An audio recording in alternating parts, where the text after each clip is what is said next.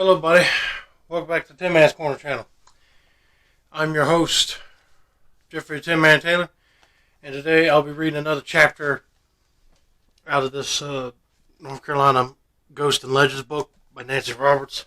And the chapter I'll be reading is called Run of the Ghost Train. I already looked at the story and it's short. It's not long like the other ones. I had to do like two-parters, but anyway. Alright, here we go. There is little in the realm of the supernatural which can quite match the fascination of a ghost train. It holds an unique grip on the human imagination. An eerie headlight flashes down the track, followed by empty, rattling coaches. The wail in the night of a lonely, haunting whistle as it echoes over quiet countryside. North Carolina ghost lore would not be complete without the story of just such a train.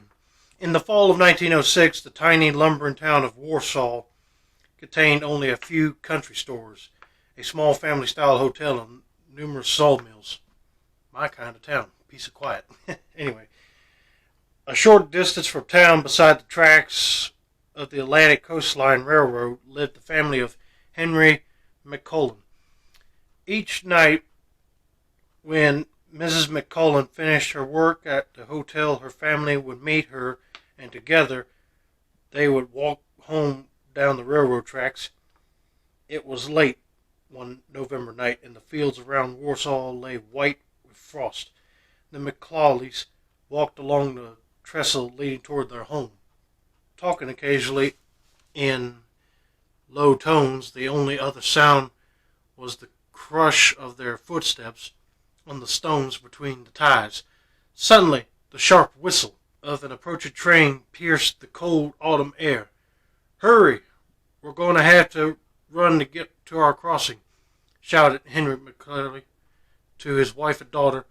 The huge headlight was so close that it seemed the train was almost upon them. They ran panic-stricken across the trestle toward their crossing, gasping in the cold air until their chests hurt. Too winded to talk, they reached safety and stood waiting for the train to pass. Up the track ahead shone the headlight, just as bright as before. Again, there was the sound of a whistle. They waited and wondered, but no noisy smoke belching engine hurled past them out of the darkness. In fact, there was nothing, no real train at all. You know, it could have been like a train at a distance, but if it was coming near them, it should have been a train there. It was the ghost train again. The McCullens weren't the only ones to see the ghost train. Several nights later, the train from Norfolk to Wilmington approached Warsaw. The heart of the train's engineer leaped to his throat. The single track ahead of him was brightly illuminated by the headlight of an approaching train. A train where no train should ever have been. He reached for his brake, and there was the sound of wheels screeching in the night. Even before he had brought his train to a stop, trainman jumped off and started up the tracks to investigate. But they soon returned, shaking their heads and with nothing to report. As far as anyone could tell, there was no train there. A puzzled engineer and his crew went on their way. From that night on, they would slow as they reached the spot, but they didn't stop again. What was the reason for the ghost train? The ghost train started making its eerie run after a tragic accident. Yep, that would do it. Accident of a train collides off the track into a river or something. Bingo. Ghost train haunting. But anyway. "I was just a little girl when it happened," recalled Henry McCullen's daughter, who later became Mrs. Kurt Lowry of York, South Carolina. "It gave me a queer feeling, one that I never want to have again." And see, they got a picture of the ghost train, or what it looked like. Black with a lot of smoke. Mrs. Lowry's story began on a crisp November morning of 1906. I was walking down the track on the way to my grandmother's one morning when I heard the whistle of the southbound train. The old people called it the shoe fly, and that's spelled S-H-O-O. Why? I don't know, but they always had, and I guess they always would. I stepped off the track to let the shoe fly go by, and I'll never forget what happened then. At one moment, the train was chugging down the track toward the child who stood watching. The next moment, there was a horrible wrenching sound, and the monstrous black engine twisted to one side as if in agony, then, still emitting huge puffs of steam, it careened wildly off the track and turned completely over. Behind it, the baggage car gave a mighty lurch and came to a halt, leaning crazily at a 45-degree angle. That is dangerous. Be like, if there's people on board, you need to get them off of there now. But anyway, the first thing I remember after that was a man's voice screaming for help from the baggage car. By now, passengers were piling out of the Pullman, and men were trying to dig their way through tons of baggage to reach the buried baggage master. He died of a broken back before they could get him. Yeah, that's one way I do not want to go. Imagine just getting crushed by luggage or something. Ugh. In the cab of the engine, all was quiet. The engineer and fireman never answered the shouts of those who sought to rescue them. They had both been scalded to death. Imagine today you have to get a lot of skin grafts, but probably too late by then anyway. The accident was the strangest kind of freak. The night before, the ill-fated shoe fly went chugging along on its Norfolk to Wilmington run.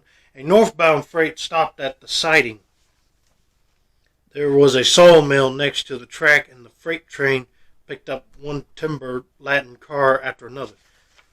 Then the freight train had been moved out of the siding. As the last flat car went by the main line track switch, a protruding piece of timber hit the switch and opened it.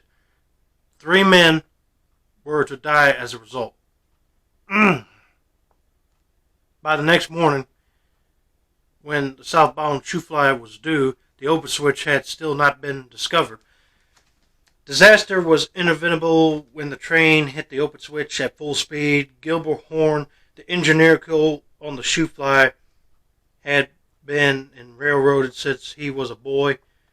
How natural that his son Will should follow in his father's footsteps. But what a tragic consequence that the son should be engineer of the freight, which had reopened the switch and caused the death of his father. Yeah, that would be a hard thing to get over, but anyway. The little girl who ran with her parents along the railroad trestle never forgot the wreck or the ghost train which followed it. I saw that light with my own eyes and heard the whistle, she said thoughtfully. Where the ghost train came from or where it went to, I never knew. But it went by our house almost every night till we moved away.